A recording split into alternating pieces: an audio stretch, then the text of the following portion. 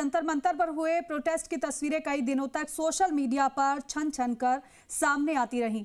Police की लाठीचार्ज की तस्वीरों की बाढ़ सी आ गई, लेकिन इस प्रोटेस्ट का एक दूसरा पहलू भी है जिसकी तस्वीरें कम आई, लेकिन अब उनका परिवार मीडिया के सामने आ गया है। प्रोटेस्ट में घायल हुए पुलिसकर्मियों के परिवार ने जो कुछ बताया है वो बेहद दर्दनाक है।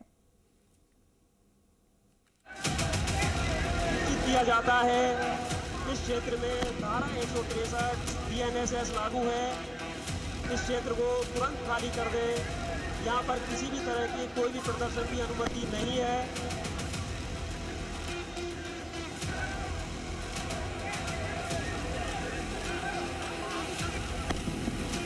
आप इस क्षेत्र को तुरंत खाली कर दे, वरना आपके खिलाफ कानूनी कार्रवाई की जाएगी। नीट पेपर लीक को लेकर 20 जुलाई को जंतर मंतर पर जो कुछ हुआ वो पूरे देश ने देखा। छात्रों को पीटा गया, ये भी चीख चीख कर बताया गया। तमाम रील वायरल हुई, लेकिन क्या किसी ने इन परिवार वालों को देखा जिनके पिता की वर्दी उन्हीं के खून से सन गई? किसी का सिर फोड़ दिया तो किसी को बेरहमी से पीटा गया।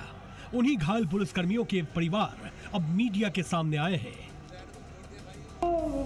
भीड़ है वो ज्यादा उग्र हो गई थी और भीड़ के अंदर कुछ शरारती तत्व भी शामिल हो गए थे, जिन्होंने पुलिस फोर्स पर गमलों से, जो भी उनके हाथ में चीजें आ रही थी, चप्पलों से, जूतों से और पत्थरों से उन्हें पुलिस फोर्स को घायल कर दिया था। पापा के कलीग्स उन्हें घर लेके आए और उनकी यूनिफॉर्म पूरी खून से लाल थी, पर मतलब उनके सर पे 4 टाके आए हुए थे, जो कि छोटी मोटी चोट नहीं थी।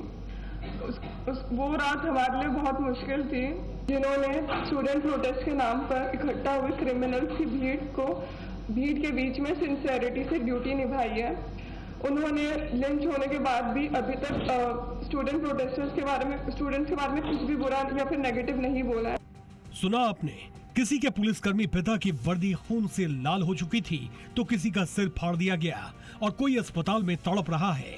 घायल पुलिसकर्मियों के परिवारों का कहना है प्रदर्शन में गुंडे और उपद्रवी शामिल थे।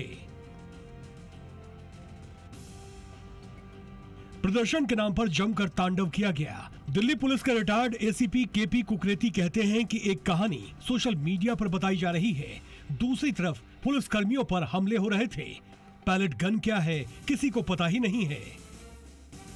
डंडे इस्तेमाल कर रहे हैं, आप पत्थर इस्तेमाल कर रहे हैं, तो उसके बाद आपने बैरिकेड्स तोड़ दिए, आपने 163 की वार्निंग को कुछ नहीं समझा, आपको बोला कि मजमा खिलाफ कानून आपका डिक्लेयर कर दिया गया है, उसके बावजूद भी आपने ये किया। तो फिर पुलिस के पास क्या साधन है? या तो पार्लियामेंट में उनको घुसने देते, तो इससे ज्यादा बड़ी घटना घटती, इससे बड़ी घटना घटती, गोली चलानी ही पड़ती। KP कुकरेती का कहना है कि पार्लियामेंट के फ्लोर से पैलेट गन को लेकर गलत बयानबाजी न की जाए। बता दें, विपक्ष लगातार पैलेट गन का इस्तेमाल करने का आरोप लगा रहा है। यह भी सच है कि कुछ छात्र घायल हुए, लेकिन संसद को जिन बहादुर पुलिसकर्मियों ने बचाया उन्हें क्या मिला?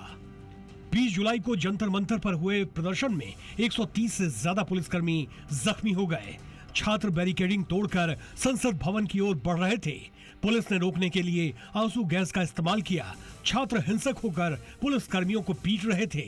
पुलिसकर्मियों पर पथराव भी किया गया। दिल्ली पुलिस ने ऐसे करीब 2000 लोगों की पहचान की है जो क्रिमिनल रिकॉर्ड वाले थे। अब घायल पुलिसकर्मियों के परिवार की मांग है कि उनकी आवाज भी संसद में उठाई जाए। सवाल ये भी कि छात्रों की FIR तो वापस हो गई। विपक्ष लाठीचार्ज के लिए जवाब मांग रहा है, लेकिन जिन जिन पुलिसकर्मियों का खून बहा उनके लिए क्या कोई इंसाफ मांगेगा? उनकी आवाज कौन उठाएगा? यही कारण है परिवार को सामने आना पड़ा। ब्यूरो रिपोर्ट, जी मीडिया।